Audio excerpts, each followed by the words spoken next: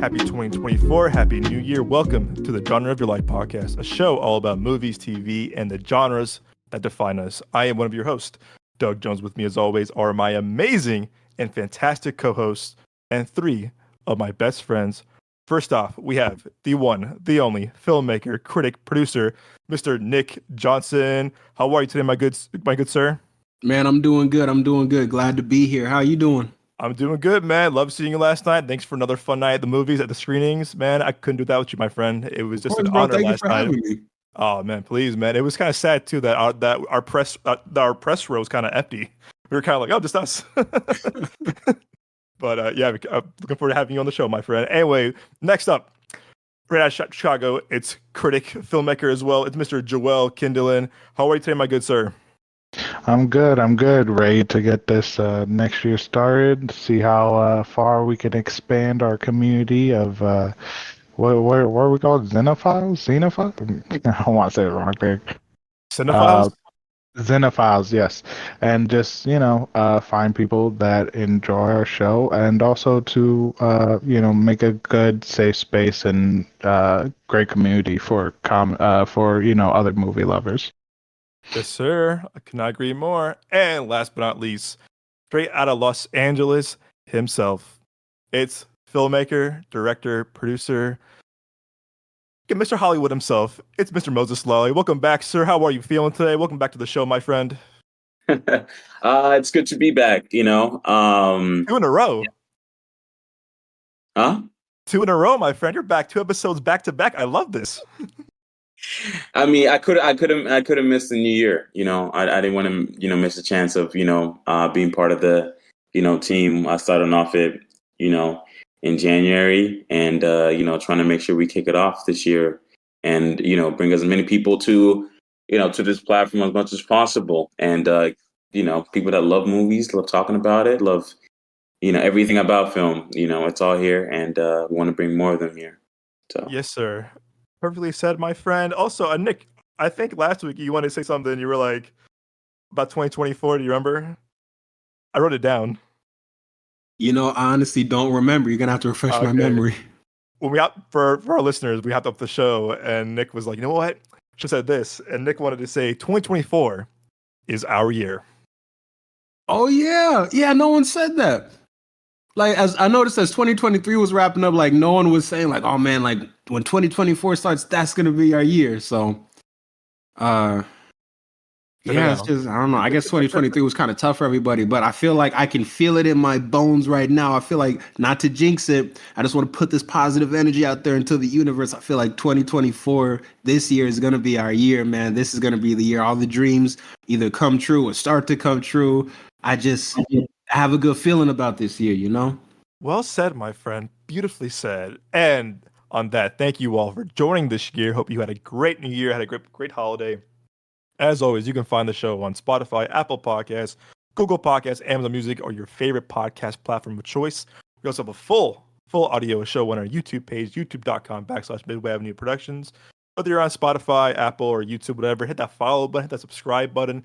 Please leave a rating, leave a review. We want to have more attraction to other potential sponsors, as may other press opportunities. So by you all leaving a rating and review really means the world to us. Again, we want to hear the feedback. If you're liking the show, great. If you're not liking the show, please let us know. If you hate us, that's fine too. Listen, bad press is good press too. We will take it. We want to hear from you. Okay, so please comment, review, rate the show. I want to hear from you guys. Like I said, we had a fantastic 2023. Thanks to you all. This has been an amazing show. We want to keep it going, keep the momentum going, like Nick said. So please review, rate, subscribe, follow, share us around. It means the world to us. And as always, guys, thank you so much for your support. Alrighty, with the new year, with a new episode of the podcast, we have our first review off the bat.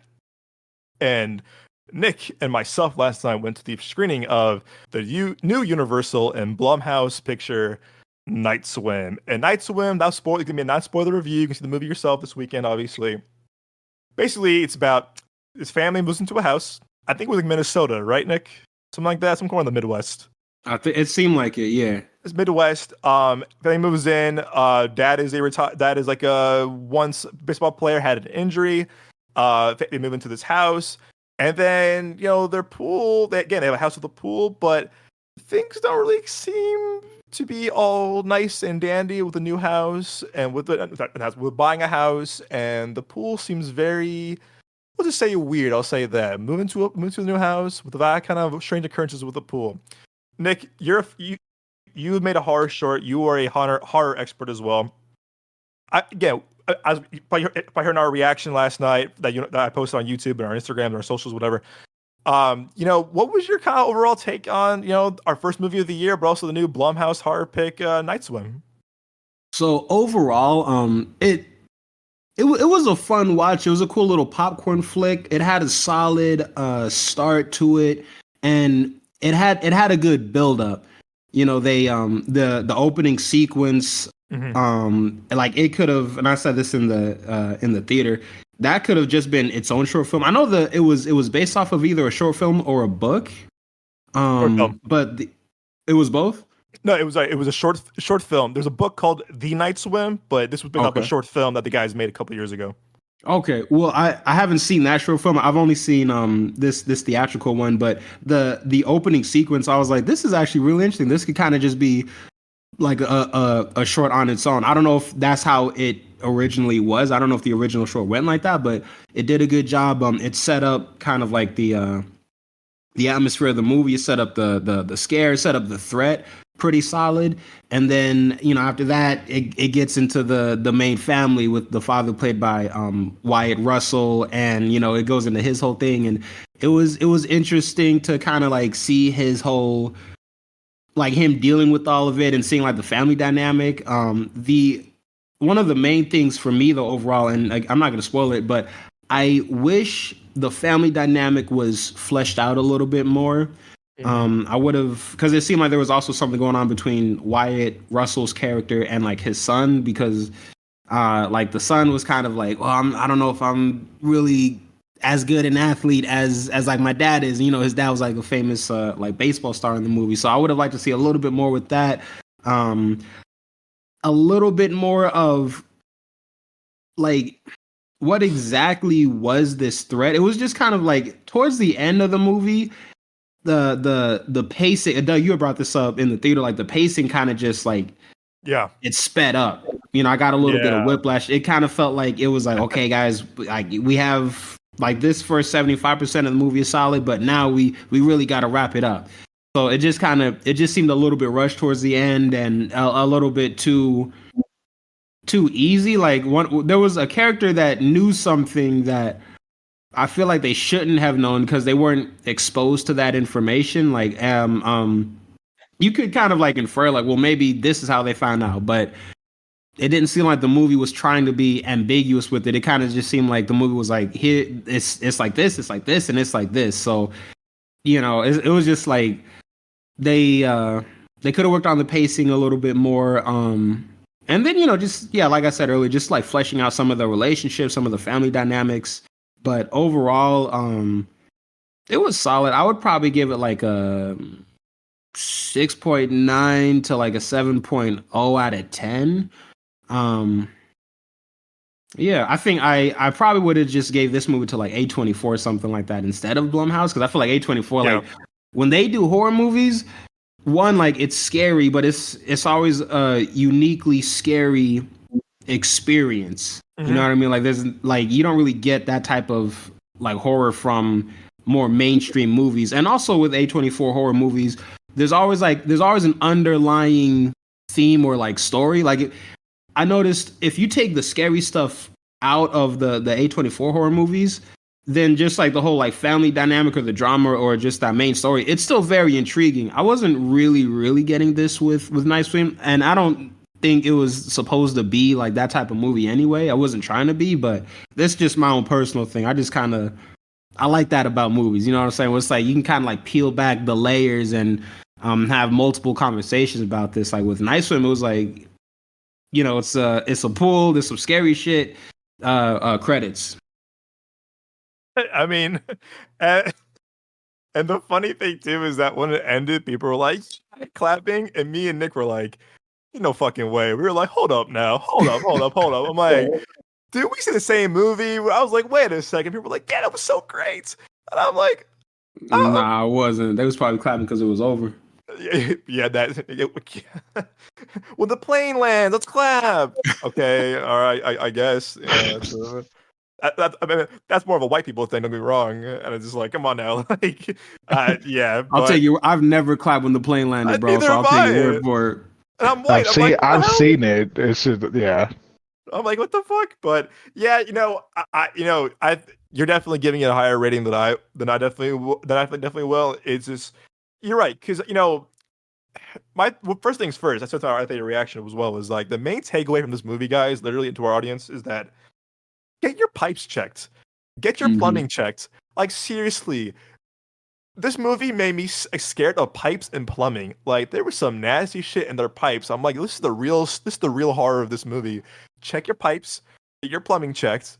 I'm just like, because I'm just kind of like, how does this not go notice of how nasty your pipes and plumbing is? But Yeah, they had that's like black water coming up out of the drains, and I didn't whoa, know if that was from like the ghosts or whatever was going on, or if it was just the plumbing itself. Because they were saying like, oh man, well it's connected to the to like the natural water source. It's like, that's bro, this is black goo coming up out of here, man.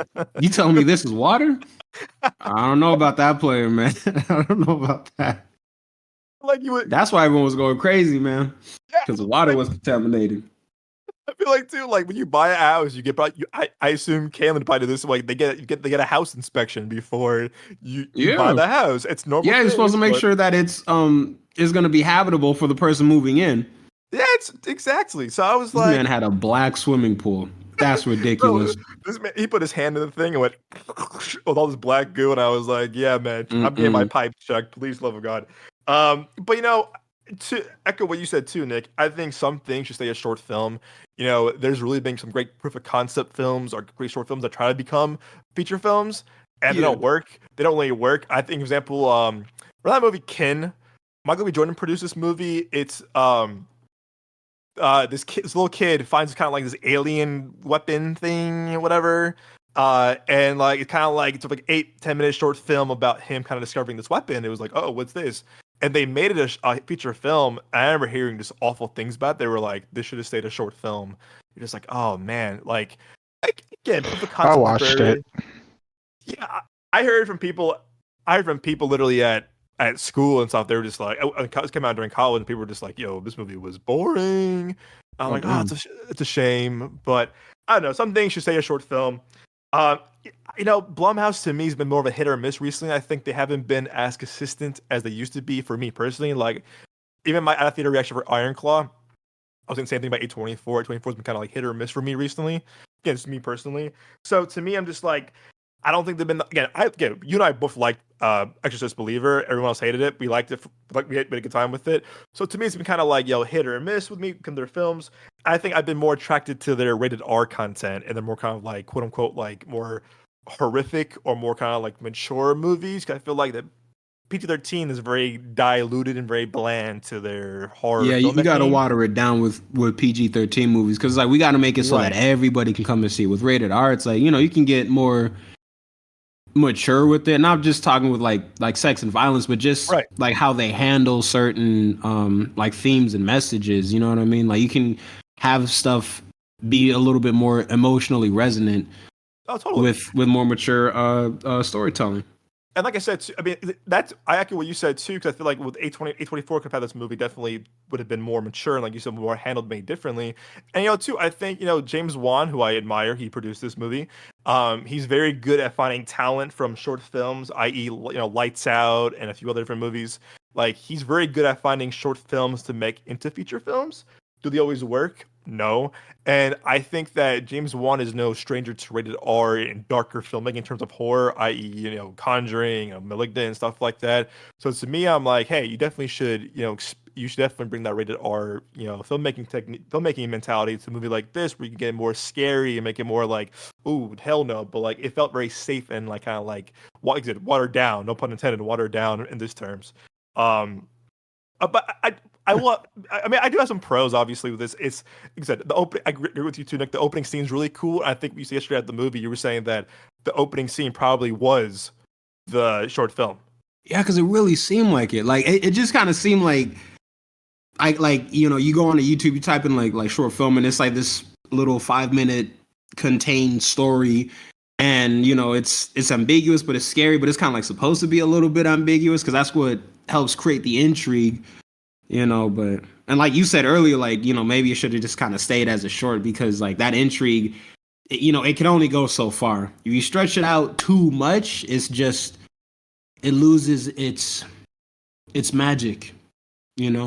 It just doesn't feel like where are the risks, and besides, yeah, like the opening scene, I did enjoy. I thought it was filmed real well. It kind of set the mood for the most part before it kind of got a little too rushed. Mhm. I did like the baseball element as a former baseball player, high school star myself. I like that. I like when baseball kind of incorporated into a movie like this. I do like that. I do like the parents between Ryan Russell and I called her the Walmart version of Rebecca Ferguson. I know I know she was in oh my gosh, she was in that Irish movie that yeah, Carrie Condon. Carrie Condon, who I think she's good for. Well, she's Friday from Avengers and Captain America. She's the voice of Tony Stark's AI. Wait, That's my, that's her? that's her. Yeah, that's her. Yo, She's wow. Irish. Yeah, she's Irish. Yeah. She's Friday from the Avengers movies. Wow, no, So I didn't know that. That's that's crazy. that's cool. So I thought her and Wyatt Russell were pretty good. They're trying to like really save this movie for what it was, but for some reason it just wasn't working with the family dynamic. I don't know. It just to me like I like their performance. They're trying to save it, but it was to me it just kind of just felt like bring something new. Bring something kind of like like I know it's like new to the Yeah, table. no, yeah, it felt too basic, man. It was like you're not doing nothing Right. new, No, you're not. You're not. So like yeah, I agree with you. This was like one of the weaker ones, but it was like a fun experience watching it at least, but Yeah, and like I said too, I definitely appreciated the practical effects too. I feel like a lot of yeah, it's a low budget Blumhouse film. We all expect the lower budget. You do more practical. You don't want to spend a lot of money on CGI stuff like that. So I mhm. don't know. I appreciated that, but to me, again, there's obviously more bad than good for this movie. My takeaways from this movie is that, like I said, this is definitely not a win for Blumhouse. It's very mediocre. It feels very safe in terms of horror and thriller. Like again, it's probably because of PG-13 rating, could be because the filmmakers didn't have a lot of experience before making this movie, except for the short film. It just felt like a Blumhouse to me has definitely pushed the limits in terms of like horror and violence and their filmmaking and rated R and their television and PG-13. Like I feel like I didn't care for the movie, but Five Nights at Freddy's had more of like more darker PG-13 scares and violence and horror compared to this movie. And I was like, man, they could have maybe gone that route to a degree, but I don't know, it just didn't feel like it didn't feel scary. It didn't feel scary. It felt more eerie and kind of like creepy. And it's fine. I don't have to be scared in every horror movie, but like make the scares or make the shit kind of feel like incorporate to the story very well, or make it kind of feel like, hey, like it's scary because this reason. Because I didn't jump once yesterday in the movie. I knew all the jump scares were gonna come out. I knew when things were gonna pop out or whatever. I'm like, these kind of felt cheap. Like I said, again, it was definitely more creepy and eerie with kind of like the more like the skin stuff or like the cuts in their hands and the glass stuff. Like that kind of felt eerie and creepy. But I was never scared. Mhm. I was kind of like, all right, there's what's whatever. Like I said, I mentioned this too. Again, I really do I really do admire James Wan as a filmmaker, as a creative, as a producer, as a writer. This is I think Blumhouse and James Wan's company, Topic Monster, got no, is it true? No, yeah, they're about to merge. They're about to merge, and Really? they've had success in the past year with Insidious, and with Megan was a huge hit last year. So like they're gonna merge. I feel like man, like I don't know. I don't maybe James Wan's in kind of like again, no offense to the guy, but like maybe because of Aquaman not doing too well, or I just feel like he hasn't kind of. I think he's this kind. It's not like the back to back things he probably would have wanted. Let's see how the box office is this weekend before I kind of go into that. But to me, I'm just like, man, I've seen better collaborations between him and other horror creatives and Blumhouse. I'm like, this was not it, Chief. Like this wasn't for me. And I'm like, man, like I really do want to see them keep working together, but may go back to rated R filmmaking, get back to like that scary, like kind of that dark insidious kind of stuff. like make it really like go full horror. So I do want to see them collaborate. Like I said too, what I really admire about James Wan, like I said too, is that his ability to find young filmmakers, young talent, and hire them off of short films. Like I said, with this David Sandberg from Lights Out, like he knows how to like find good talent in filmmakers and writers. Just maybe execution wise, there's a lot of work to do in terms of like long form feature films. That's okay. You always learn. You always kind of figuring out different talent stuff like that. Um, you already said too, the pace didn't work for me. Like the first half was okay. I think it kind of hits like overdrive turbo at the scene where it's a reveal, and I was like, wow, there's like 10 minutes left of this movie. They're really kind of like they're making it go. Like they're really kind of like forcing this out. It's an hour. It's a very short movie. It's an hour and a half, but the pace does not work in this movie whatsoever. Not at all. It could have been maybe 2 hours, 2:05, kind of flesh some more things out. But the pace really hurts the movie in terms of like what they want to accomplish and what they want to tell in terms of like the twist and the backstory of like why things are happening. And to me, as a viewer, as an audience, as a critic too, but like I get frustrated when things are not fleshed out properly or given enough time, given enough correct time to like really kind of like make an impact on me as a viewer. I told this yesterday in our reaction. Told this yesterday at the screening. I said this should have been a summer release movie, and I'll tell you why. This movie's coming out in January. We live in AZ. Moses lives in Los Angeles. Joel lives in Chicago. We on the West Coast could go to a pool if we want to because we have nice weather. But I feel like this movie coming out in the summertime would have been more effective. Like this summer, don't go in the pool or don't go in the pool alone, like whatever, something like that. Like given like when Jaws came out, we weren't born yet, but like I heard stories when Jaws came out that summer, people were terrified of going to the beach. Like fuck that, Jaws is in there. I'm not going in there.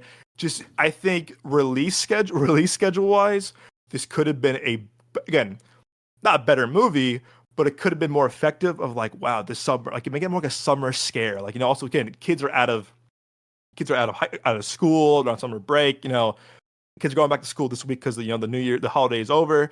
But I think in terms of maybe box office and audience, this movie could probably made a lot of money, and they could have marketed the hell out of this movie of like this summer, like the scares are in the pool, whatever. Don't go in the pool, something like that, and that would have been awesome. But again, it just to me, them coming out in January, it just doesn't really kind of work. And I think also too, I think I would say maybe 5-6 years ago, a little more, January was known as a dumping ground for shitty movies. Oh, coming out in January, it's probably dog shit. But I think maybe 2020, 2019, we saw the change of that, of like actual good movies are coming out in January. Like even August too. August was known for like dropping shitty movies in August. Like, oh, this movie kind of fucking sucks. I'm just going to see it. It is what it is. But I think because of COVID and other things too, other factors, we've seen good movies come out in December and January and August, whatever. This to me is a big setback for movies coming out in January because this movie was not good.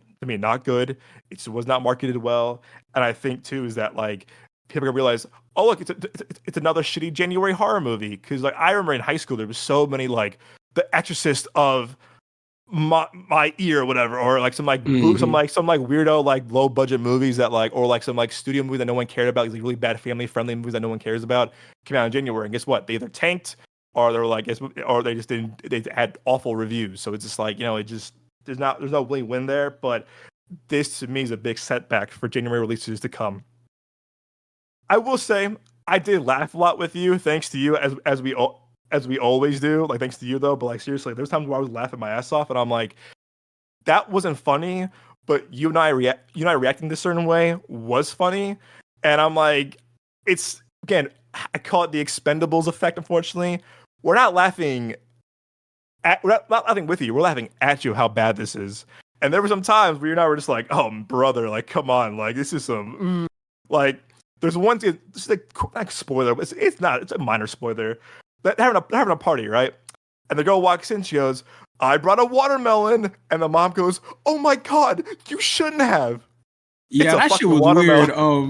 Cause I was like, maybe I just haven't been to like a whole lot of housewarming parties, but when this lady walked in All-ass with just a watermelon. dead ass watermelon, I was like, dang, it ain't even like chopped up or cubed or balled or nothing. You kind of like, I'm like, is this a thing? Like, you're supposed to bring watermelons to people's houses for like pool parties or some shit? Maybe maybe because it was a summer thing, like at the time, and it's like watermelon is kind of it's one of those fruits that you can like eat and cool down with because it's all refreshing. But that, to your point, Doug, just really makes it seem like if it was like because like, oh well, it's a cool, refreshing like fruit to have in the warmer weather, then like, yeah, why did y'all release this in January? Bro, I'm telling you, dude. The I'm telling watermelon you. was random as hell. When she walked in with the watermelon, bro, and her reaction goes, "Oh my god, dude, this is so good! You should have this small ass watermelon." And Nick and I are just laughing, bro. We're just like, "What kind of I was reaction is so that?" confused. I'm And like, like, maybe, yeah, dude, everybody else in the theater was dead silent. So I was like, we're for just real, like, laughing. maybe this is actually a thing. Maybe this is just something I'm not aware of. Well, I think it's one Go of ahead, those Joe. things. I think that sounds like one of those things of it's like a last minute thing where they're like, shit, we should probably have them like bring, bring a housewarming gift. Like, what would you bring? Like, and they're like, fuck it, there's a watermelon on set. Like, let's just give that to them. But You know what I mean? yeah, Because like, as Watermelon. a housewarming thing, like you bring stuff. Some people bring right, of course. alcohol, other people bring like what you need to eat. Other people bring, something for the house. Like I've seen people bring candles. You know what I mean? Like it's a Fine, beautiful yeah, scent. Like again, I completely agree with you. This movie, like I really thought that this movie would be like a summer movie. I didn't pay attention to the date that was coming out because I was just like, all right, cool, summer movies, no time soon. But yeah, a watermelon. But I don't know. It's usually like the people that are throwing the right. housewarming party that brings a watermelon. All right, there's already a watermelon there, but yeah. But Her, that is funny as fuck to like just hear about where it's just like that's really fucking weird.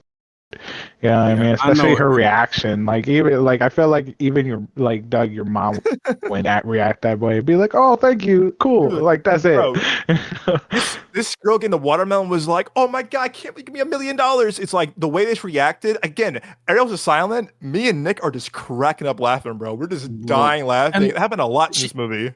the lady with the watermelon, she handed it to her like I made this all on my Right, own. I right, built this from right, scratch. Like, bro, right. you bought this at Walmart on the way over here. Oh, and also, too, remember that the fucking realtor lady was just like, I brought my, Jello, and the mom was like, oh, okay, cool. Like the two different reactions to like a homemade dessert to like an actual watermelon. I was like, bro, it's a fucking watermelon. Y'all for real? And okay, and it's a few of the things that made us laugh out loud more than anyone else in the theater. There's the team. I know this. They have like they have like a swimming team, and Nick cracked me up. It was like, join the Christian swimming team, and Nick was like, I'm a Christian. I don't even join that shit. Yeah, that it looked kind of whack. Like the way that they presented it in the movie, because also that was another thing. Like they didn't even like really go into that. Like it was just kind of like it seemed like just like one of those things where it's like, okay, well, we have teenagers as part of the family dynamic because they had it was like a 14-year-old boy and I think like a 16-year-old like older sister or something like that. And it was this dude that was like, oh hey, raise your arm up real quick. When he walked up to the sister, it was just like, That was what is so going on? weird, And then dude. he handed her like the fucking flyer for the Christian swim team, and I was like for I don't have anything against Christianity, obviously. I don't have anything against swimming, but I never the concept of them being like combined into a club, a Christian swim team. It's like why not just like a swim team? I guess I don't know. But and the funny thing too, he's wearing this cross throughout the entire movie, and the cross looks like such like a Hollywood movie prop, like Dollar Tree cross. It looks so like weird, and it looks so kind of just like it was like so like, oh wait, find a cheap cross in like the prop department, like find it, and it looks he's wearing the entire movie with the shirt off, whatever, and it looks so fake, and the part two, the part where they're in the pool, right? And they're like, "Oh my god, he kissed me." And the girl goes, "Oh my god, he kissed you?" And I swear to God, that's what she goes. She goes, "And he's a Christian too." Why is That shit, it was so bizarre, man. important? That's Bro, so weird. That sounds I'm like laughing, dude. I'm laughing, and Yeah, she was like, it's even hotter because he's a Christian. I'm like, yes, what the thank you. hell are y'all talking about? like Christian people don't do things. Come on now. And also, Yeah, I'm like, bro, come on now. and again, there's two more things I laugh to. This is again, quote unquote, minor spoilers, but it's but like there's a lot. Like, they're in the pool, right? And Nick, please correct me if I'm wrong. They're playing Marco Polo, right? And then she walks to the pool, right? And the guy goes, he goes, "Man, your hair looks so good wet," something like that. Yeah, he's like, your hair looks really good with his sweat. I'm like, what the fuck? That's so weird. Hey, y'all, who wrote this movie real Bro, quick? and me and Nick, and no one else is responding to this. Me and Nick are cracking up laughing. We are dying laughing, bro. And we kept laughing like 5 minutes because, like, the way he said it was so out of pocket and so out of left field. He was like, "Oh my God, your hair looks so good when it's wet." I'm like, Bro, I'm like, "Excuse me?" Is that what teenagers do nowadays? Is that how they fucking talk? Like that shit was Right. weird, man. I would have kicked my own ass if I ever said that. I'm like, are you going for real? And That guy- it's so creepy. It's also creepy to the way he said it too. And I was like, me and Nick were like, no. After we laughed, we were like, no. That feels so creepy. That shit was cringe, man. Like, what the fuck? Again, I'm giving this a 3 out of 10. I had fun with it. That was with thanks to Nick. And there's some parts I thought were definitely interesting. Maybe some of the acting, maybe something kind of the premise itself, and the opening scene was really interesting. But as a movie, again, is it Blumhouse's worst movie? No. Is it their best? Far from it. But I've seen worse horror movies. I've seen worse Blumhouse movies than this.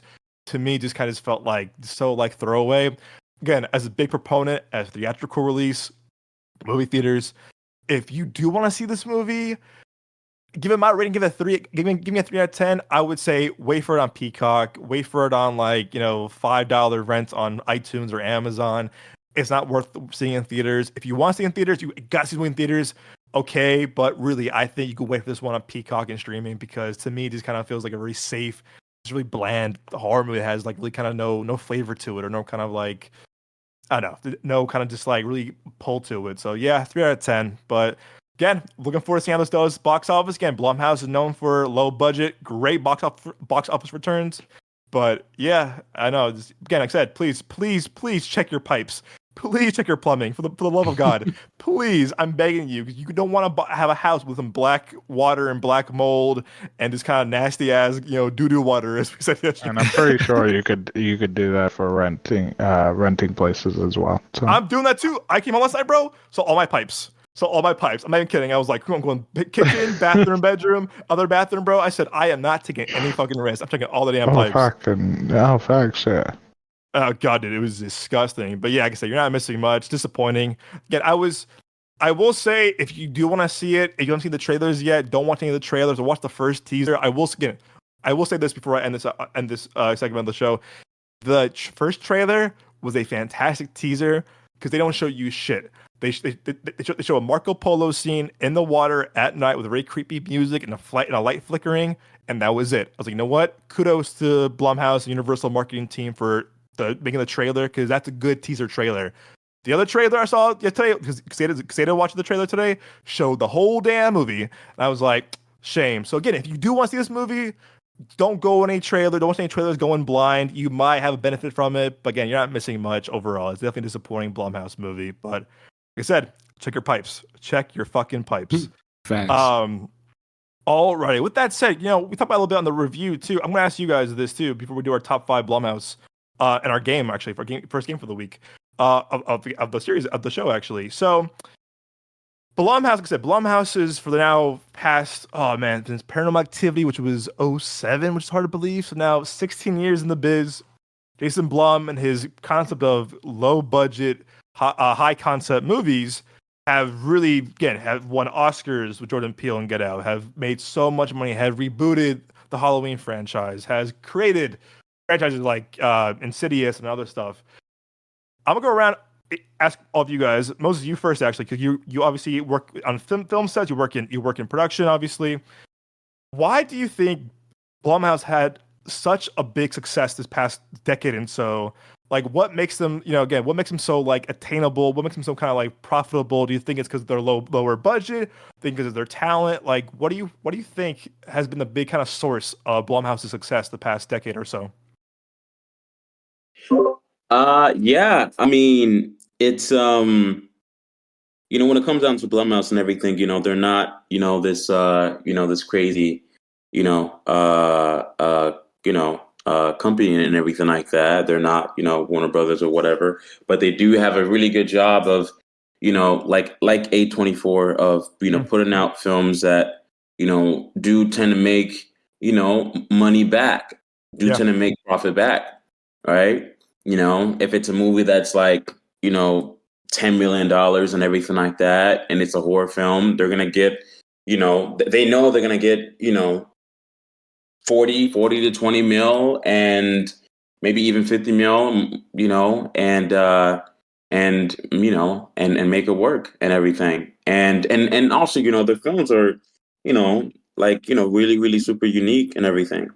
And you got films like, Whiplash and films like what's that one movie called? Even Klansman and everything, yeah, too as well. They're very unique. But also you got these IPs too as well that are not crazy, but people still go and watch them because they're fun. I remember watching, like The Purge and everything when it first came out, and it was a Blumhouse film and everything, and it was really successful. So they made another one and another one and another one. I mean, the recent one isn't nobody watched it, but hell no, I did. you know, you I paid know, for that bitch. yeah, it's yeah. So they have a really they do a really good job, and they do a really good job of releasing films that are not crazy, in terms of budget, but they do end up at least profiting from the film that they do make overall. So yeah. I hope one day to work with them. We'll see. Um, I'm putting that out there for one of my NFS, lower. Yeah. One of my NFS. lower budget films, yeah, man, yeah. All right, Joe. Joe, again, you and I have seen some Blumhouse movies growing up, and I think growing up in high school in Chicago, stuff like that. Hell yeah. Why do you think? So, why do you think they've been so successful in making these original, low budget films and entertainment?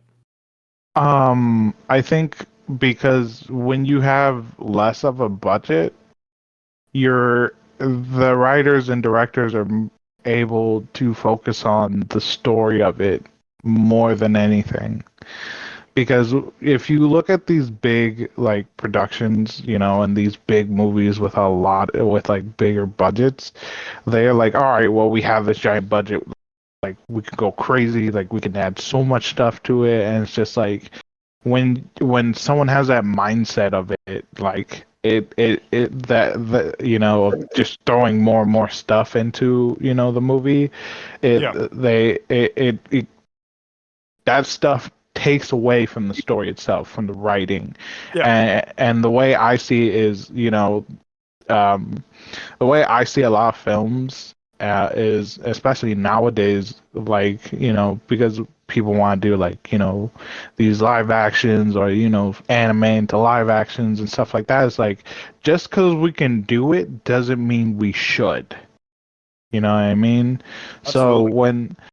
when you have a lower budget, there's a lot less you can do. You know what I mean? Compared to the bigger, budget movies. So I feel like if, with less of a budget, they gotta be like, all right, well, we can do this and this and this, but not these things we might want to do, you know, or like, not have so many locations and this and that. And so I feel like it drives the writers, the directors, everybody to focus on the story of the movie and to try to make it good, mainly for the story. You know what I mean, and Yeah, have people drawn into it. So I feel like lower budget, it makes them more like focused than, with a bigger budget and try and use as much as they can.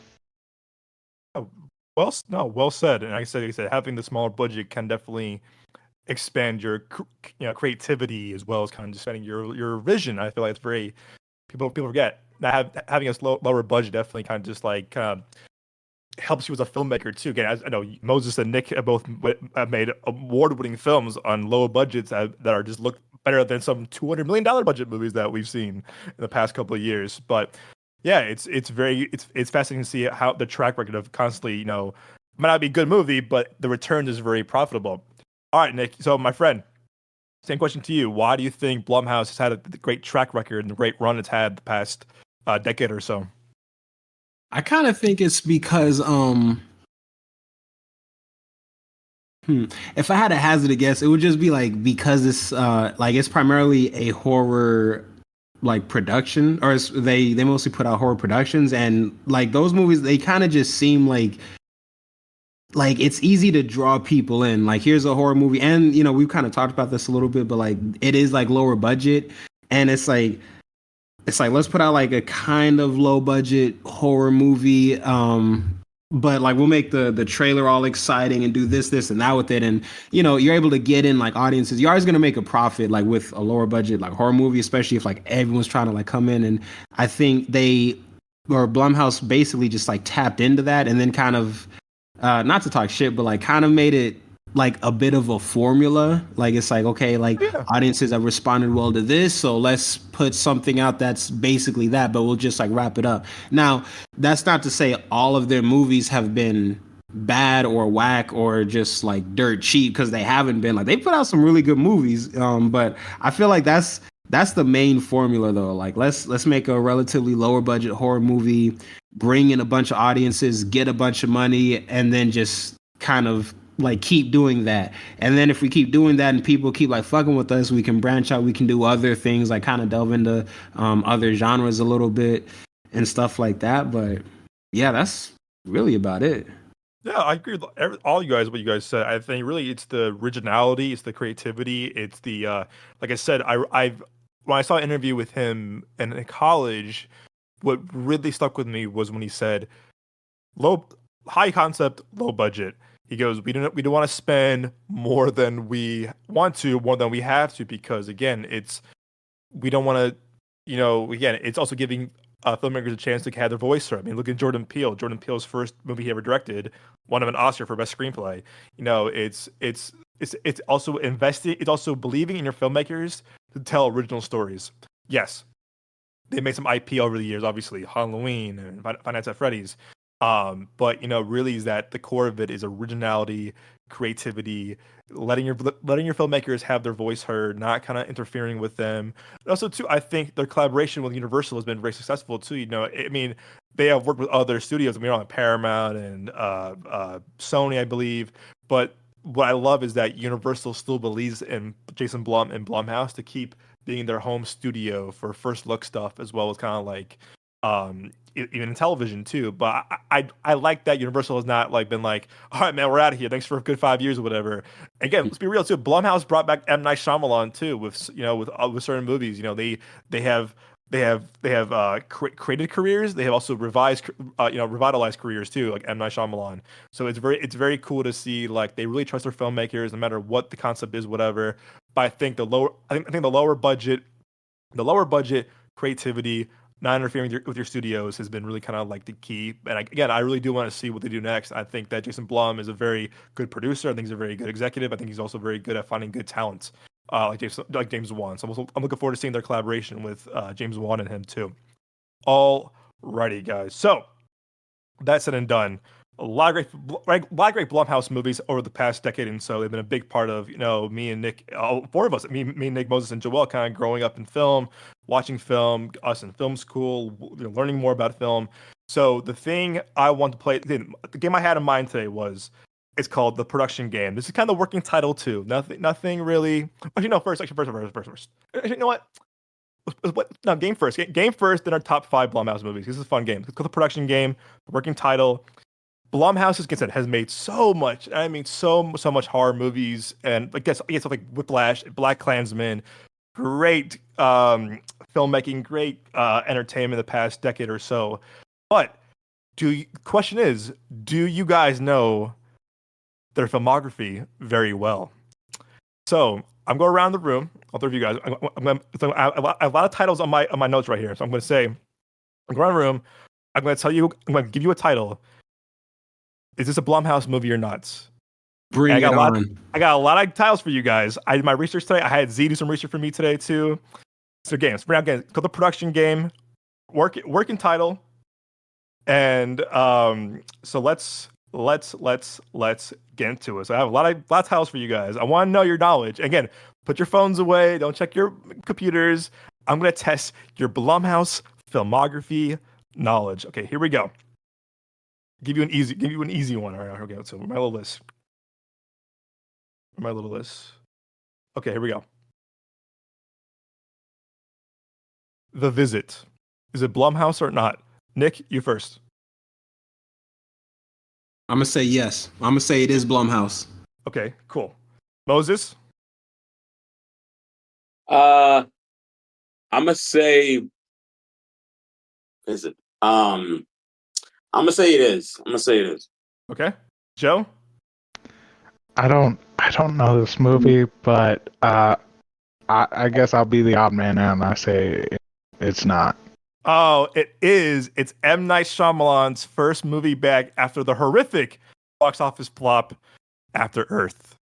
It's a low-budget found footage M. Night Shyamalan movie. I have no idea what that is, but all right. It's very weird. It's that weird movie like the grandma's like, "Can you get in the oven?" Nope, didn't see it. Oh, really? You gotta watch it, man. There was one part, like there's a character that's a germaphobe, and something happens to this guy, and like, oh no, bro! When I tell you, I felt, oh my god, dude, like germaphobe or not. I went to church right after that scene, bro. Like I just, oh my god, I had to get rebaptized, bro. Like it had me fucked up. All right, let's put me a little harder for you guys now. Nick, I'm starting with you too. As above, so below. I'm gonna say no for this one. Okay. Moses? I'm gonna say I heard about this movie and everything. I'm gonna say it is. Yeah. Okay. Joe? I'm gonna say it is. I've heard about it. It feels like it screams Blumhouse. So yeah, I'm gonna say it is. With 2 points, Nick is in the lead. God it is damn. not a Blumhouse movie. Let's go. Got this S on my chest for a reason, son. Let's go. I wanted to stump you guys a little bit. Yeah, it's No, that was a tough one. That was a tough one, bro. Oh my god. All right, next game. Here we go. Okay, next one. Let's see what I can give you guys. So let's see if I can stump you guys. Okay. Let's see.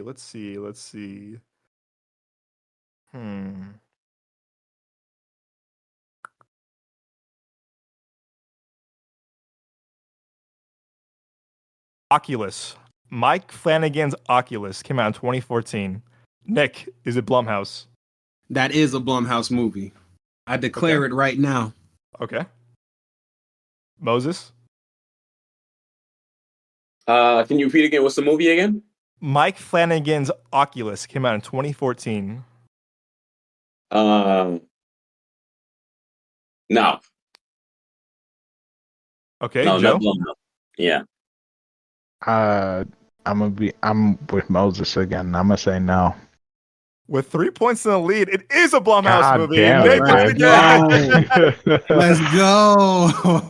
All right. Let's get another one for you guys. All right, so Nick's in the lead with 3. Moses is second place with 1, and Joel, sorry my friend, you are in dead last with 0. We still got time. We still got time to turn this around. I do not watch horror movies, and understandable. Oh, you got to start, my brother. I got one. Okay, this one you should know. Okay, here we go. Let's see. Okay, got it. Candyman 2021, the reboot / sequel that Jordan Peele produced and wrote. Candyman, is it Blumhouse or not? Nick? I'm gonna say yes for this one. Okay. Oh, I'm gonna say yes because it screams Blumhouse for sure. Joe? I'm gonna say no. With 1 point on the board, it's Joe. It is not a Blumhouse movie. Damn! It's Oh, I not a thought I Blumhouse had that movie. one It's not a because I was Blumhouse. like, I thought okay, it well, was I know too. Blumhouse did Get Out for sure, and like On the Jordan Peele board. produced Candyman. That's a connection right there. I was like, it's probably Blumhouse. It's probably Blumhouse. No, Dang. Good. Yeah, I I'll stop watched you. trailers, but I was like, man, I don't think that's Candy. I don't think that's Blumhouse, man. Like I remember seeing endless trailers for it, man. And I was like, I don't remember ever seeing fucking Blumhouse pop up. Now All that right. you mention it, Joe, neither do I. It's yeah. I can't spoil. I another one. We'll spoil something, but I can't spoil this game. All right. So what's one? Ooh, I got one good for you guys. Upgrade. Lee Winnell's awesome, badass, low budget sci-fi film. Upgrade. Oh, Is yes. it Blumhouse? It's I'm gonna Moses? say yes. I'm gonna say yes for that one. I'm gonna say Okay. yes. Okay. Yes, it is. I You guys- remember that Oh. me and you saw it. On the board, yes, we have. It is a Blumhouse movie. Yes, Blumhouse Tilt, not a Universal release, but it's a Blumhouse super like low budget movie. Yes, you guys correct. Ding to ding, correct. You both so first place still with. Wait, Nick, you said yes, correct? I said yes. Yeah. Okay, so Nick, you have 4 points. Joe, you have 2. Moses, you have 2 as well. So we are up and running. Okay, it's a good movie too. Let's see. Let's go back on my list. I fucking love Upgrade. Lee Winnell was a very good filmmaker. Let's see. Okay, let's see. Should I stump you guys again? Let me see.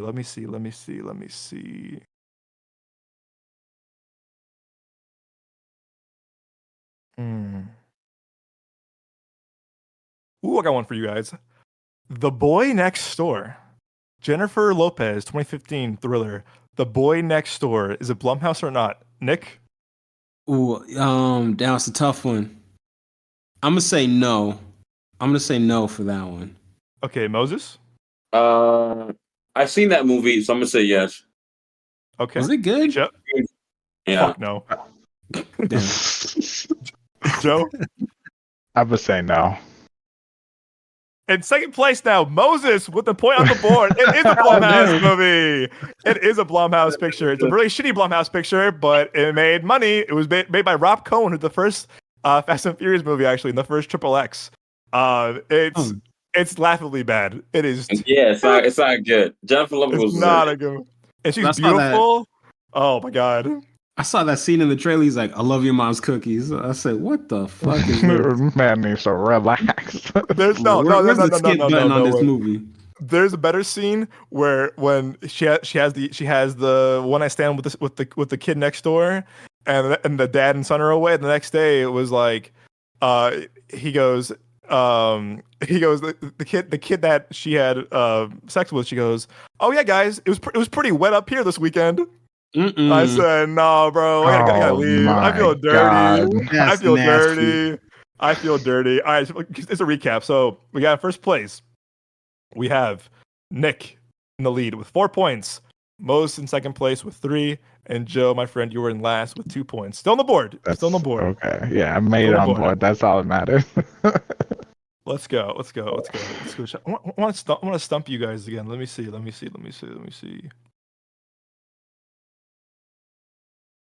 I got a lot when I let's see. Ooh, I got one for you guys. The Gift came out in 2015. Joel Edgerton and Jason Bateman. Is it Blumhouse or not? The Gift in 2015. Nick, you first. I'm gonna say yes for that one. Okay, Moses. The Gift. Hold on. The Gift. Joel Edgerton, Jason Bateman, and wait, The Gift? Like Gift. not the. I'm thinking about The Giver for some reason. The book, the one that's based off the book. I'm gonna say yes. I'm gonna say yes. Okay, Joe. I know what this movie. I didn't watch it. Thought we was did pretty in high good. school. I'd recommend it. not Joe. This me. one was solid. The Gift. Is this about the guy about the ex that comes back into like the person's life or something, or like some kid Yeah. that was the guy that was bullied that comes Yes. back into the guy's life now that That's he's it. like Yeah, it was that okay. second. I'm gonna say yeah. I'm with the boys. I'm gonna say yes. You are all correct. Yes, it is a Blumhouse Hey, movie. Very good. let's Very go. good. Very good. Yeah, that was a very creepy one. With Joel Edgerton, he directed and wrote it and starred in it, and Jason basically playing a little bit of a schmuck. Yeah, it's a little creepy. A little creepy. It was All good, but right. like the ending, I think that was like my favorite part. Bucks. Oh my god, That ending shit was woo. dope. I was like, yeah, man, I respect it. All right, I got another one for you guys. Here we go. It's gonna stump you too. Us. Jordan Peele's Oof. follow-up to his award Oscar-winning film Get Out. Us came out in 2019. Nick? I'm gonna say, this is a tough one. This is a tough one. I'm gonna say no. Something about it just doesn't feel quite Blumhouse to me. Okay, Yeah, Moses? I'm gonna say no. I'm saying no. Yeah. All right, Joe? I got 1 point. I'm gonna say yes. Oh, yes. It is not a Blumhouse movie. Hey. It is What? Jason Blum. Yeah. It is Jason Blum produced. Jason Oh, Blum produced, God. but not a Blumhouse picture. I am sorry, Joe. Sucks. It has to I be a knew Blum. it Again, was produced by him, but that's It's Oh, produced give by him half a point. Give him half a point. Give him It half has a point for that. it has to be a Blumhouse production. And I was confused too, when it came out in 2019. I was like, huh, he's producing it, but it's not Blumhouse. So I can't. I'm sorry, Joe, I can't. But most you get it a was point. produced Nick get a by, but point. it's not Blumhouse. Blumhouse. Okay, Not that's Blumhouse. bullshit. Unfortunately, That doesn't make sense. All right, Yeah, I that wanted to was stump you great, guys. Joe. I wanted to stump you guys. All right, here we this is go. Here we bullshit. go. I wanted to stump you guys. I want to stump you guys. Here we go. Ooh, how about a recent one? How about a recent one from last year? 2022's Scott Derrickson, great filmmaker, The Black Phone. It's a great movie. Ethan Hawke is creepy as hell in this. I'm going to say, yes, 2015. 2022, The Black Phone. Is it Blumhouse or not? Nick. I say no. Okay, What Moses. movie is it again? What movie? The Black Phone. Ethan Hawke, Scott Derrickson, direct and wrote. Oh, I'm gonna say yes. All right, Joe. I'm gonna say yes as well. Oh, yes, Moses and Joe with points on the board. It is a Blumhouse Damn. picture. It Son is a of a Blumhouse bitch. picture. Yeah, I was like, I definitely, I never seen it, but I kind of remember it being Blumhouse because it's a horror, you know. So I watched it a few months ago. Yeah, It's good. All right, Nick, you are in first place with 6 points. Hey. Moses, you are, let's see, 1, 2, 3. 4 points, I believe. All right. now 4 or I'm 5 5. points. Come on, 5 points. He has 5 points. Yep, 5 points. Okay. And Joe, gonna cheat me. You Hey, are put some last place. respect on his name, bro. Is a neck to neck tie. Joe, you are back. You are in fourth place, my friend. That's fine. Third place with 4 points. 4 points, third place. Alrighty. Here we go. Let me get my little notes ready. I'm telling you, they have made a lot of movies over the past couple years, and I was kind of like, what is Blumhouse? What's not Blumhouse? All right, so Moses is fifth. Moses has 5. Nick, you have 6, and Joe, you have 4. Mm-hmm. Oh, Hell yeah. Alrighty, let's see. So 1, 2, 3, 4, 5. Okay, let's see. I'm gonna stump for you guys. Let's see.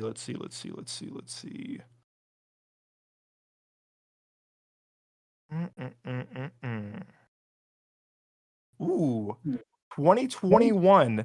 M. Night Shyamalan, Old. M. Night Shyamalan, Old. Came out right when during COVID was getting better. They're on a beach. Things get kind of weird. 2021. M. Night Shyamalan, Old. Nick? I'm gonna say that is Blumhouse. Okay.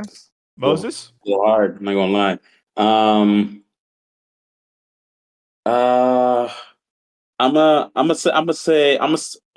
gonna say yes. Excuse my language.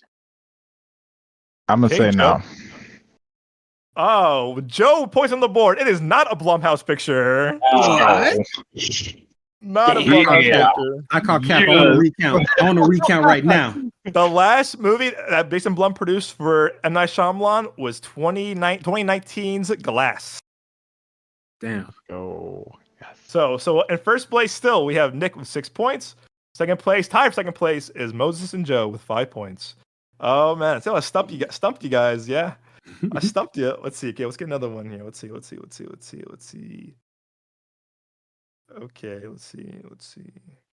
Ooh. Let's see. Oh man, there's a lot. Oh, okay. A movie that I paid to go see, and I'm not proud of this. It came out in 2019 with Octavia Spencer, Oscar-winning Octavia Spencer. The movie Ma, or AKA Don't Make Me Drink Alone. That Bro, movie. Kaylin just showed me this like a couple months ago, man. I fucking love that movie. Don't Make Me Drink Alone. Came out in 2019, and there's one scene in that movie that made me laugh so hard. I was like, how the fuck did they get away with this shit? Bro, when You know she's what I'm like, talking about? You know what I'm talking about, Nick? All right. I think I do. I think I do. It was kind of like towards the end. Yep. I know exactly what you mean, bro. All right. Ma, 2019, Octavia Spencer. Is it Blumhouse or not? Nick? I'm gonna say it is Blumhouse. Okay. Yeah, I'm gonna say it's Blumhouse too as well. Okay. Same. Yes. Oh, points on the board. Very good, boys. Very good. Very good. Very Hey. good. Nick, No, 7 points. Moses and Joe tied for second place with 6 points each. Oh, Don't make dang. me drink alone. Don't make me drink that movie. That movie. Bro, Oh my. unhinged. That part at the end, bro, when I tell you my fucking jaw hit the goddamn floor, oh my god. Like That movie I was is creepy. like, Octavia, I have no issues with you, but low key, why did you agree to this movie, man? Bro, yeah. I was like, well, I watched it in college. I was like, what in the fuck am I watching? I was legit in between two of my shifts, one at the bookstore, one at the orientation. Like, I got some time, went to the AMC by campus. Only person theater was myself, and I was like, what in the hell am I watching? But very good, boys. Very good. Very good. That Very movie good. was wild. First time I ever seen Octavia Spencer in a movie was the Tobey Maguire Spider-Man movie. That's right. She works the wrestling. Mhm. That's right. She does. That's right. She tells them no. No, get out of here. Yeah. Okay, let's see. Okay, we got that done already. Let's see. Ooh, do I stump you guys again? Let me see. Ooh, all right. So we just passed the holidays. 2015, Krampus. Krampus. 2015, great cast. I didn't care for the movie personally, but Krampus 2015 came out in 2015, kind of comedy horror. The fuck Yeah. is Krampus. It's fucking weird, bro. It's fucking weird. I'll tell you that. So there's this like Russian Slavic legend where Santa has like a brother or something, where basically it's Santa's other half, where Santa is the one that gives gifts and everything, and then Krampus is the one that takes like bad children. So instead of the legend of, oh, you get coal, if you're bad that year, Krampus will come and take you away. Oh. Krampus. Yeah, I love your reaction though. What the fuck is Krampus? That's the best. That's a highlight of my day. But what the fuck is Krampus? All right, Nick. Krampus. Blumhouse or Krampus? not? I'm gonna say it is Blumhouse. Okay, Moses. Yeah, I'm gonna say it is. Okay, Joe. I'm like the boys. I'm gonna say yeah. Ooh, it is not Blumhouse. Damn. It is not Blumhouse. It's We all low fucked budget. up this one, man. It's low budget Universal, but it's not Blumhouse. Unfortunately, it's Michael See, I was Dougherty. like, I watched that movie. I was like, man, it was really low budget. I didn't remember who produced it, but I remember it was low budget. I was like, yeah, it has to be Blumhouse. It's not Blumhouse, unfortunately. It could. I mean, honestly, it looks like a Blumhouse movie, but it is not a It Blumhouse does. movie. Because I almost said no too. I'm so mad at myself. All right, let's. I'm right Let's there see. with you. Let's see. Ooh, how about popular friend? Nah, that's a little too easy. Let's see. Hmm.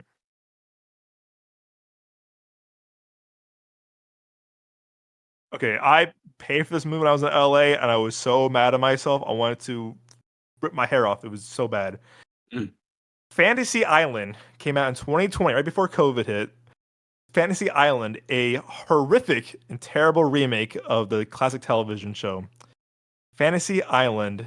Nick, you first, my friend. Blumhouse or not? I didn't see Fantasy Island, but I'm gonna guess that it was Blumhouse. Okay, Moses. Mm, let's see, Island. Um, I'm gonna say, I'm gonna say, I'm gonna say it was Blumhouse. Okay, Joe. With the boys again, I'm gonna say yeah. Very good, boys. Very good. It is a Blumhouse movie. It's probably the worst Blumhouse movie I've ever seen in my life. Has a 2% Rotten Tomatoes. It should have a 0% if you ask me. That movie is horrific. Horrific. I paid full price to that movie in Dolby at Century City in Los Angeles during my internship, and I was so mad at myself. I said, I hate this movie. I hate this movie. I hate this movie. What a waste of time. Oh my God. That movie was trash. That movie was garbage. I don't That recommend that movie movie was to garbage. anybody. Garbage. Very good, boys. Very good. Let's go. Let's see.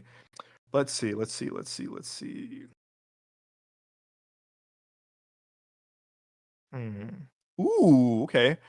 Popular movie from Nick, myself, and Moses' freshman year of college. Don't Breathe. Fede Alvarez directed Don't Breathe. The big hit. Are the sequels pretty bad? I was a big fan of this movie personally, but it was original. I give him props. 2016. Don't Breathe. Nick? Hmm. Don't breathe. Hmm. Who was the lead? Don't breathe. It's that girl. She was in oh my gosh, she's in a lot of stuff. It's Stephen Lang from Avatar is in it. Mhm. Who's that girl? She was in like a lot. She's in a lot of stuff. It's also the kid from 13 Reasons Why is in it. Don't breathe. What? Remember the robbing that old blind man and like he's kind of like dangerous. Oh, okay. Oh, okay. Gotcha. It's Remember that? Blumhouse. I think it's Blumhouse. I'm gonna say no. I'm gonna say it's not Blumhouse. All right, Joe.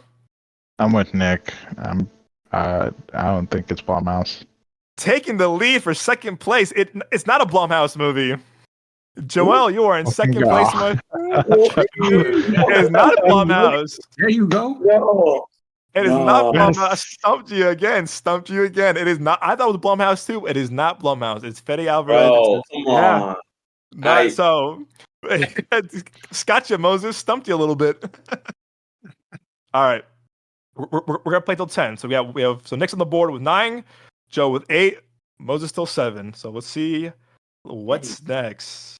It's about to be a short game, fellas. I got this next one. I'm telling you. I can feel it right now. Field in my loins. Field in my loins. Okay, let's see.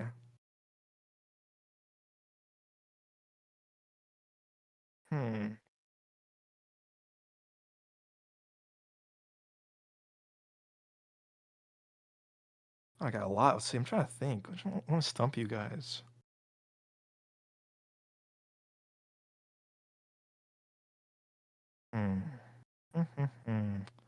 We got a lot. We got a lot here to go through. I'm trying to stump you. I'm trying to stump you guys again. I got a lot. I pick a movie probably none of us have watched. Dash Cam. Dash Cam. Ooh, that's a tough one. Dash Cam. Never heard this movie till today. Dash Cam.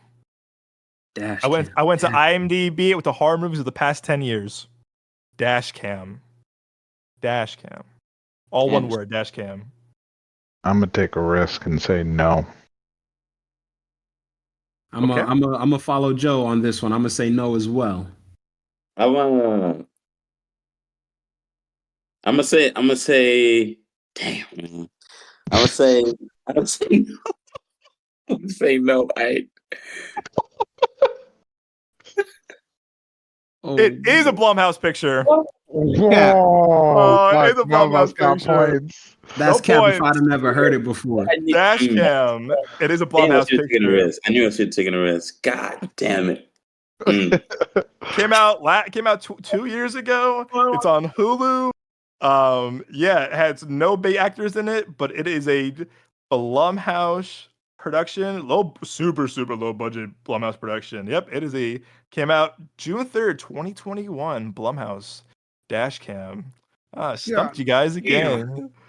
All you right, got me on so that one, Doug. recap. Joe, so first place we have Nick with 9 points. Second place is Joe with 8 points, and Moses third place with 7 points. We are neck to neck in a race against 10 points. Let's see. Go my list again. Let's see.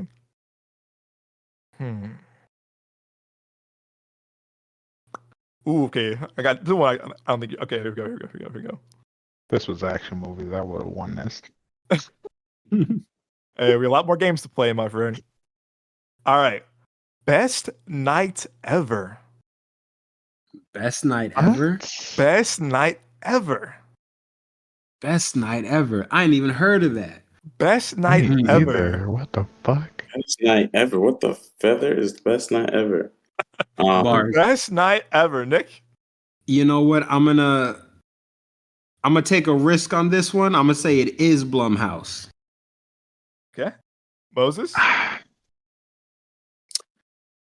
Best night. You know what? I'm gonna take a risk and say whatever. I'm gonna say it's not. I don't know. I'm gonna say it's not. I'm with Moses. I'm gonna say no. And the winner of our first God game damn it. on the Genre of Your Life podcast, it's Mr. Nick Johnson. Very good. God It is a damn it. Blumhouse picture. It's a movie that literally no one saw. Has like a 2% has a 2 on IMDb. But guess what? It is a Blumhouse produced movie. I've never heard of this movie before. It's not a horror movie. Here's the synopsis. Here's the synopsis real quick. Yeah, I was like, oh, okay. I was like, you know what? I wanted to stump you guys with some. Let's see. Where's IMDb? Let's see. Pull up this movie. He has some, before I would say 2014, 2015, some interesting produced Blumhouse movie. But he's the main producer. Synopsis: Claire is about to get married, but her bachelorette party quickly spirals out of control. And has a 3.9 on IMDb and a 17 Metascore critic score. That's not the one with Scarlett Johansson, is it? No, that's Rough Nights. Oh, okay.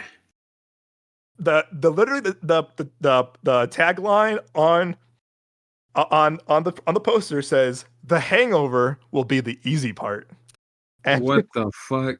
And the top says a raging new comedy from producers of Paranormal Activity and The Conjuring. What the fuck? Best night ever. I gotta watch it now. This movie sounds kind of wild. We could go double or nothing, Nick, if you want to bet it all. No, I'm gonna stay safe. Okay. I'm gonna stay safe. I'm gonna stay safe. Fuck y'all. Fuck everybody else in this podcast. Okay. I'm gonna stay safe. Okay, for second place, Moses or Joel, do you guys want to double or nothing, or do you want to keep your spot? No, it's fair and square. Yeah. Okay, you don't want to compete for second place? Okay. I came out of dead last to get second place. I'm happy. Okay, I think so. Well done, boys. Well done. Again, I had my entire list today during work. I was like, you know what? I'm gonna find some horror movies, some non-horror movies, some non-Blumhouse, some whatever. And like I said, going through my research, I was like, wow, there's some lot of very interesting Blumhouse and not Blumhouse produced movies.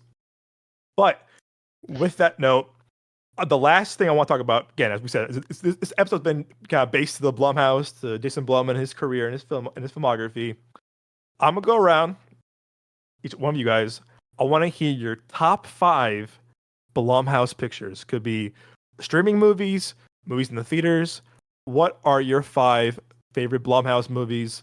Nick, you first, my friend. So, in no particular order, I'm gonna go with Sinister, directed by Scott Derrickson, starring Ethan Hawke. In Insidious, the first Insidious. Oculus was actually number 3 on my list. That's how I knew earlier that it was Nice. Blumhouse. Whiplash, obviously, and last but certainly not least, Get Out. Very nice. Very nice. Very nice. Very nice. Great list. All right, Moses, you're up, my friend. Whiplash. Okay. Black Klansman. Good one. We got Get Out, of course. You know, and we also have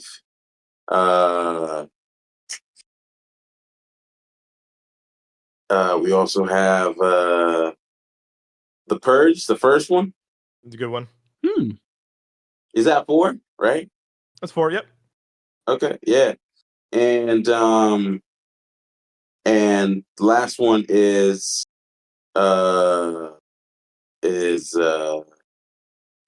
Fantasy Island. I'm kidding. I'm joking. It's Oh the my second. god, you scared me, Moses. You gotta scared me, man. That's my brother with that one. Yeah, that's it. It's I mean, I actually really enjoy the Purge movies and everything. So it's the second. The Purge and Anarchy is also up there. Yeah. I know what Moses is watching after this episode. He's watching Fantasy Island. No, I'm not watching. No, I was like, you're watching Best Night Ever. Sorry, Best Night Ever. That's what you can watch ever. Best Night Ever. Okay. All right, Joe. You're up, my friend. Top 5 Blumhouse pictures. Top 5 Blumhouse pictures. Well, this isn't in order, but it's Black Klansman, Great movie. Whiplash, Get Out, Split. No, not Split. It's Upgrade, and then a 3-way tie between The Black Phone, Split, and The Invisible Man. Ooh, Invisible Man is good. It was. I love the original and the new one. They're both really good. They made the new one like really cool, like sci-fi horror, and the shame that movie came out like the week right when COVID hit, so it didn't really do too well in theaters, unfortunately. Oh man, Upgrade is I don't know Upgrade, but Invisible Man is one that I own on 4K. It's a really very underrated sci-fi movie. Go ahead, Joe. I was gonna say, I saw Upgrade, and that was so sick. Was it you who I saw with, or was it someone else? It was both of us. Right? No, I got you the passes because the director, you got me the filmmaker passes. was there. Filmmaker was there. I think I took my cousin, right? Or I took my cousin. I took someone. I think I took my cousin. And me and you, we were like, man, we really wanted to see this movie because we saw trailers. But and when I went to the pre-screening, the director was there. Wow. Yeah, and he sat and he watched the movie with us, but he like left really quickly afterwards. But he was talking about like how he really wanted this movie to do well, and worked really hard on it, and like. When I saw the movie, I was like, all right, cool, this is going to be a pretty cool movie. But when I saw it and like everything, I was like, this movie, I was not expecting a lot of shit from it. Like, you know what I mean? Like, scenes, and I was like, man, this movie was fucking sick. And I remember I called Doug after. I was like, bro, this fucking movie was fucking crazy. I was like, dude, it's fucking sick. I fucking loved that movie, man. It blew my mind. The fight choreography in that, as well as the camera work, that movie was so innovative. And again, movie for a $3 million budget movie, that movie looks so crisp and so well saturated. Great score. It looks like a really high budget movie, and I really do like the work of Leigh Whannell. I'm looking forward to him doing his Green Hornet reboot. because I'm really interested in that. I'm really interested. Universal gave him Sony gave him the rights to Green Hornet, and I'm like, yo, that's gonna be cool. That's gonna be really cool. So, kudos to Leigh Whannell. He's a great filmmaker, great writer. For me, let's see, 5. Okay, so number 5, I had Black Klansman. I remember seeing that when I was in London. And I was like, wow, this movie shook me to my core. I thought John David Washington is a movie star. He's more than a name. He's phenomenal in that. His chemistry between him and Adam Driver is awesome. Number 4 is Purge election year. Just like you, Moses, I love the Purge franchise. Ups and downs, obviously, but that one came out right when I moved to Arizona. Like, I think I saw the weekend I moved into my house with my parents. I get big Purge fan. I was like, damn, this was so fitting because it was election year. It was crazy. I like the story a lot to it. Number 3, you always said it, Upgrade. Love this movie. It's so original. With Walmart, Tom Hardy is good in it too. It's a better Venom. It's a better Venom movie than Venom, actually. That makes sense. But the movie, from the gore, the action, camera work, cinematography, acting, it's awesome. Love that movie. Super underrated. Number 2 is the 2018 reboot sequel Halloween. I was not a Halloween fan, nor was a big horror fan before seeing this. I remember seeing it in college, and I said, I love this movie because I love how Danny McBride and David Gordon Green kind of just like changed their career into horror filmmakers.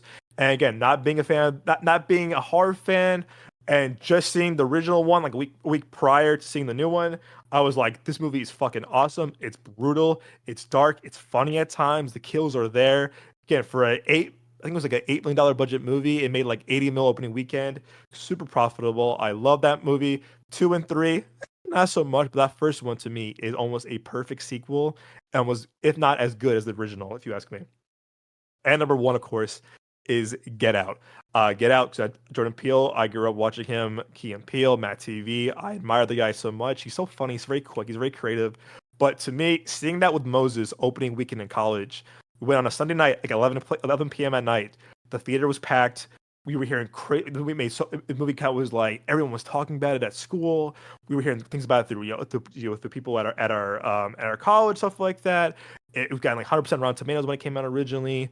It was just word of mouth phenomenon thing. It was like, what is this movie? So me and Moses walked from our dorm to the AMC opening weekend, packed house.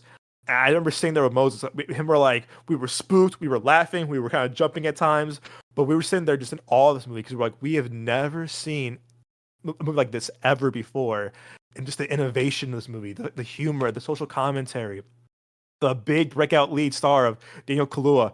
Like, this movie was just like a moment of time, like a pop culture moment of like, kind of like how I feel with Dark Knight at times. Of like, this movie definitely changed horror as well as Jordan Peele's career. And sure enough, look at him now. He's a great filmmaker. He won an Oscar for Get Out. I know it means a lot to me in terms of like singing with Moses, singing in college, just being a fan of Jordan Peele, kind of being proud of him coming from comedy to like horror comedy. But I love Get Out. You can watch it over and over again. It still lands. You pick up more things. In certain things, those are the first few times. It's a great movie, really great screenplay. One of my favorite scripts ever, if you ask me. But yeah, I love Get Out. So yeah, that is my top 5 Blumhouse. Like I said, I'm hoping Blumhouse this year, despite Night Swim, I'm hoping to see more great filmmaking from them. Looking to see them do more sci-fi, like kind of like Upgrade and Invisible Man. But yeah, guys, it's looking forward to seeing what they do next. And thank you, boys, for playing the game. This was our first game. It was our first game on the podcast. I think it went very well. Nick, congrats again, my friend. I'm having the champion title right now of Thank you, bro. I can't wait till the next one of the production game. Don't worry, Nick. I got you. I'm gonna take that away from you. It's okay. Bring it on, goddammit. Bring it on. Just watch. About to break my foot off in your. No, I'm playing. It's still, the name is still work in progress, but I was very impressed with you guys and your ability to kind of detect and not detect Blumhouse movies. Because I said they've been a leading voice in horror since Paranormal Activity. And like I said, if any of you guys can read the article or listen to this thing, how the first Paranormal Activity was made for like what $10,000 and it made like $100 million, like worldwide, and how Spielberg was a big part of that movie getting made. It's a great story. If you listen to the interview with Jason Blum of how the movie got made, also listen to his kind of Shark Tank interview, because it's very interesting to see like his like kind of like humble beginnings and how much like Paranormal Activity kind of just like made his career the way it is today and his kind of success after that. But yeah, guys, this was a fun episode. Our first episode back of the new year. Joe, my friend, new year, but same rules. Take us home, my friend. All right, fantastic. Well, before we close out as usual, gonna give you guys the floor to go ahead and plug yourself as usual. Nick, let's go with you. So you can find me on YouTube at Dawning Vision, capital D as in Dawning, capital V as in Vision, and on Instagram at Dawning Vision, all lowercase, all one word. You can find me on YouTube and anywhere that they have podcasts. All right, fantastic. Moses. You can find me on Instagram, on IG, at Moses Lowy. And you can find me on Vimeo, at Moses Lowy too as well. And yeah. All right, Doug. Yep, you can find my personal page on Instagram at The Young Jones. You can find me on Twitter, X, at Capri Sun, and you can find the socials to our podcast and company, our little page at Midway Avenue Productions on TikTok, Instagram, and YouTube. Also, check out our cool top 10 list of all of us. If you didn't hear our episode last week, you go back and listen to it. But if you want to listen to our list, I put out our list of top 10 of our movies, both from Nick, Moses, Joel, and myself. It's on our TikTok as well as our Instagram feed. But yeah, guys, looking forward to a great 2024 with you all. Right, and you can find my Twitch at the OG Cuban Rican. I stream as much as I possibly can, and I would love to have a open discussion with anybody that'd like to join and watch me game and just talk. All right. Well, thank you guys for joining us on this journey through our thoughts, opinions, mad ramblings, just overall, just opinions of movies and film and everything that we love and hopefully you love as well. We hope to see you guys next week. We thoroughly do enjoy this, and for this year, we are going to be pushing to make this way bigger than it is. This more fun and, bringing back the same energy and just new, same old content, of course, but also new content as well, new interviews, new people, and just, new discussions and views. Hopefully you will return and, spread the word to your friends. We love y'all. Stay safe. Have a good morning, afternoon, and night. Love y'all. Deuces.